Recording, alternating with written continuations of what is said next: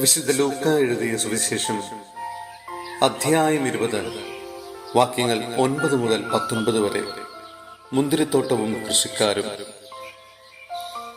അവൻ ജനങ്ങളോട് ഈ ഉപമ പറഞ്ഞു. ഒരു മനുഷ്യൻ ഒരു മുന്തിരിത്തോട്ടം നട്ടുപിടിപ്പിച്ചു. അത് കൃഷിക്കാരെ ഏൽപ്പിച്ചതിന് ശേഷം ദീർഘനാളത്തേക്ക് അവിടെ നിന്ന് പോയി. സമയമായപ്പോൾ മുന്തിരിപ്പഴങ്ങളിൽ നിന്ന് ഓഹരി ലഭിക്കേണ്ടതിന് അവൻ ഒരു ഭൃത്യനെ കൃഷിക്കാരുടെ അടുത്തേക്ക് അയച്ചു. എന്നാൽ കൃഷിക്കാർ അവനെ അടിക്കുകയും വെറും കൈയോടെ തിരിച്ചയക്കുകയും ചെയ്തു. അവൻ മറ്റൊരു ഭൃത്യനെ അയച്ചു.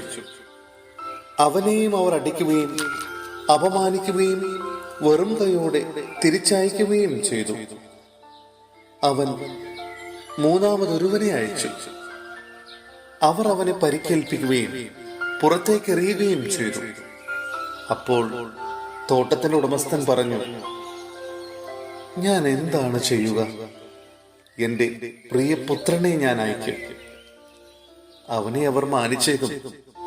പക്ഷേ കൃഷിക്കാർ അവനെ കണ്ടപ്പോൾ പരസ്പരം പറഞ്ഞു, ഇവനാണ് അവകാശി, ഇവനെ നമുക്ക് കൊന്നുകളയാം.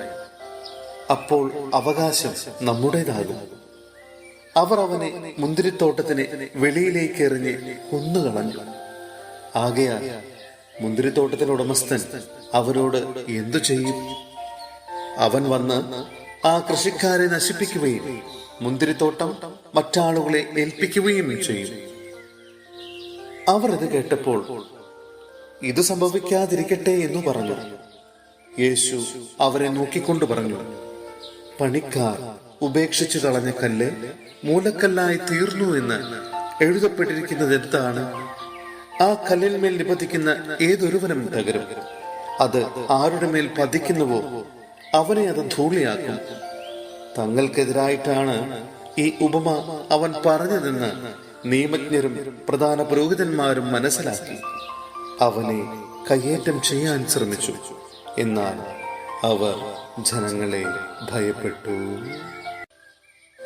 സഹോദരരെ, ഹെബ്രായർക്കുള്ള ലേഖനം അധ്യായം 13 വാക്യങ്ങൾ 10 മുതൽ 16 വരെ. ഉപദേശങ്ങൾ. നമുക്കൊരു ബലിപീഠമുണ്ട്. അതിൽ നിന്ന് ഭക്ഷിക്കാൻ കൂടാരത്തിൽ ശുശ്രൂഷ ചെയ്യുന്നവർക്ക് അവകാശമില്ല. കാരണം പ്രധാന പുരോഹിതൻ പാപപരിഹാരത്തിന് ബലിപീഠത്തിങ്കിലേക്ക് കൊണ്ടുപോകുന്ന രക്തമെടുത്ത മൃഗങ്ങളുടെ ശരീരം ദഹിപ്പിക്കപ്പെടുന്നത് പാളയത്തിന് പുറത്തു വെച്ചാണ്. സ്വന്തം രക്തത്തിലൂടെ ജനത്തെ വിശുദ്ധീകരിക്കാൻ ക്രിസ്തുവും കവാടത്തിന് പുറത്തു വെച്ച് പീഡനമേറ്റു. അവന് വേണ്ടി അവമാനം സഹിച്ചുകൊണ്ട് നമുക്ക് പാളയത്തിന് പുറത്തിറങ്ങി അവന്റെ അടുത്തേക്ക് പോകാം.